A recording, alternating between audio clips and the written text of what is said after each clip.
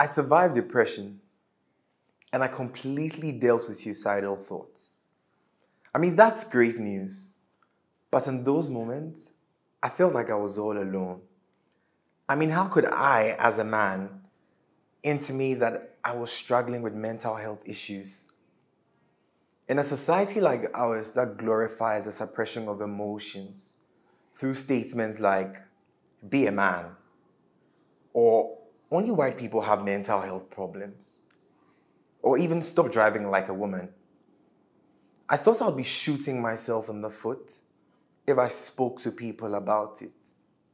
And true to my thoughts, those were some of the responses I got when I spoke to my friends about my struggles. This is no different from my friend who was blamed for staying in an abusive relationship. Or even the news article I read where the police blamed a disabled woman for being raped simply because she had been told not to enter the rooms of men. Somewhere last year, I had a discussion with two of my friends about the existence of ethnic privilege. It mostly presents itself during inter-ethnic marriages, particularly between members of the Ewe ethnic group and members of the Akan ethnic group. So one of my friends told me the story of how her cousin's girlfriend had to leave the relationship simply because her Akan family simply couldn't reconcile why she would like to stay in a relationship with someone from the Ewe ethnic group. Some have purported that this dates back to the plebiscite of 1956, where a majority of the French Western Togoland voted 58% to join then Gold Coast, according to the United Nations. Interestingly, a large part of the southern part of Western Togoland voted against joining Ghana. And by the way, that part of Ghana was predominantly occupied by members of the Ewe ethnic group. This caused people to douse the allegiance of Ewes to the idea of Ghana. It was further exacerbated during the regime of the late Flight Lieutenant Jerry John Rawlings as chairman of the PNDC. He was accused of promoting Ewe agenda to the detriment of other ethnic groups, simply because his mother was Ewe. Even as we stop to reflect, we should be able to learn from our past mistakes. We should be able to question the status quo. Do these things promote our development as a people? Similarly, in a discussion I had in the last quarter of last year with some friends, I came across the story of an unconquerable family. A mother, Ms. Agnes Nyamete, and her son, David Maxwell. Their story is one of disappointment in the Ghanaian educational system. Because in contrary to Article 29(4) of the Constitution 1992, so many schools turn down their little girl because she lives with Down syndrome. Their story is one that highlights the ignorance that plagues our communities, because their father and husband abandoned them, and his excuse, none of these things are found in his ancestry. So it definitely had to be from the side of the mother, according to him. Their story is one of struggle and hope, even in their quest to combat the innuendos and degrading stares from passers-by. Their story is even similar to the story of Esinam Dra, a mental health advocate. For Esinam, pastors attributed her manic episodes to pay back for some evil her father did. Even worse, she lost her job because the school authorities simply couldn't reconcile her bipolar condition with her job as a teacher. Esinam represents one of very few people who are able to speak up about their issues, because for many families, to talk about such things is simply anathema. It represents some sort of indelible stain which threatens their social standing. So they would rather never speak about it.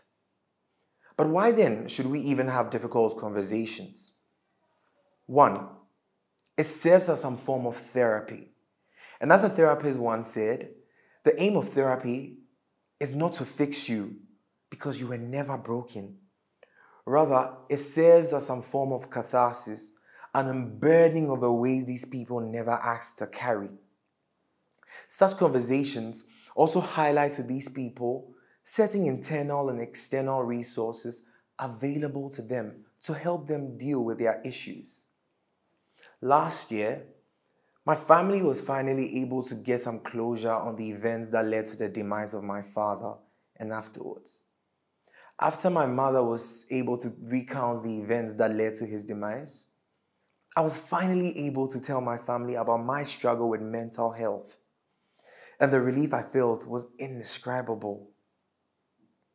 Of course, the future still looks daunting, but now it looks surmountable. In the words of a songwriter, those years were fire, but now I'm gold. 2. By engaging in meaningful conversations, we've managed to impose meaning on an otherwise chaotic world. These were the words of Dr. Matthias Mell, a psychologist in the University of Arizona. In a study he conducted, which involved 79 college students who helped them to compile what he calls an acoustic diary of their day. In the study, they wore electronically activated recorders with lapel microphones, which recorded 30-second snippets of conversations every 12.5 minutes for 4 days. At the end of the study, it was discovered that the happiest person engaged in twice as many substantial conversations and 1/3 the amount of small talk as the unhappiest person in the study. Small talk represented only 10% of the happiest person's conversations. Dr. Mell concludes that even though there's not a cause and effect relationship established, it is clear that a bond is created with the interactive partner being spoken to. He says that interpersonal connection and this high level of interconnectedness are core foundations to happiness.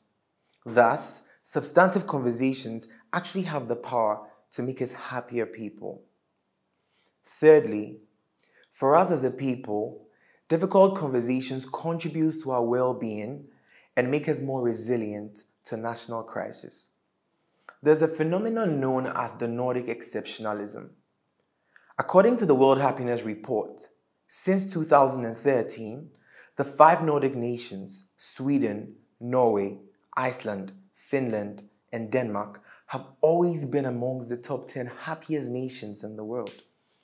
In a bid to discover the cause of this phenomenon, it was found that, according to the report, that institutional quality, freedom, all contribute to life satisfaction.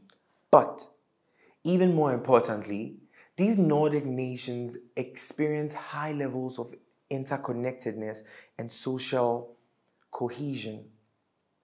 These high levels of interconnectedness and social cohesion are what Dr. Matthias Mell proposes are achieved through meaningful, substantive, and I dare say, difficult conversations. So how then do we harness the power of difficult conversations? 1. I propose a remodeling of the Ghanaian educational system and possibly the African educational system to include institutional training on topics such as how to live with people with disabilities. In 2010, the Ghana National Housing and Population Census revealed that some 737,743 people, Ghanaians, were living with disabilities.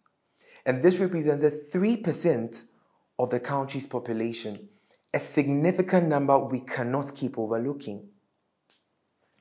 We must teach and intentionally learn that to be different is okay. Miss Agnes Nyamete told a story of how a little boy and her daughter told his class, called her mad because he had no idea what it meant to live with Down syndrome. Impressively, she took the opportunity to educate the little boy on what it means to live with Down syndrome, which has gone a very long way to affect how her daughter Toda is viewed and treated in society. Amongst this 3%, who knows, maybe our very own Angela Bachier, who in 2013 became Spain's city councillor in spite of living with Down syndrome. Or our very own Brian Russell Mujica, a 27-year-old man who ran for Congress in Peru despite living with Down syndrome. Or even our very own Stephen Hawking. 2. Instead of asking, "How are you?" maybe try asking, "What is your story?" Instead of talking about the weather, which quite honestly our phones do a pretty good job of updating us on, maybe talk about your struggles. Especially for men, in an article by Abdullah Tanko for BMC Public Health, it was revealed that from 1997 to 2019, 85.92% of the victims of suicide have been men. 62.27% of these people actually earn fairly good salaries, which meant that finances was not the major cause of suicide in our parts of the world, contrary to popular belief. Rather, 44.44% was attributed to marital and relationship issues. And oh, by the way, mental health issues accounted for 18.06% of the causes of suicide.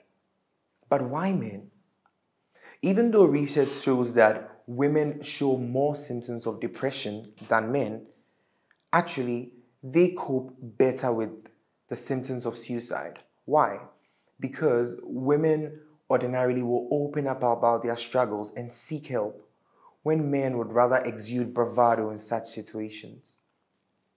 But we as men need to instigate the paradigm shift that it's okay to appear vulnerable sometimes. It's okay to appear weak. And it's okay to ask for emotional health.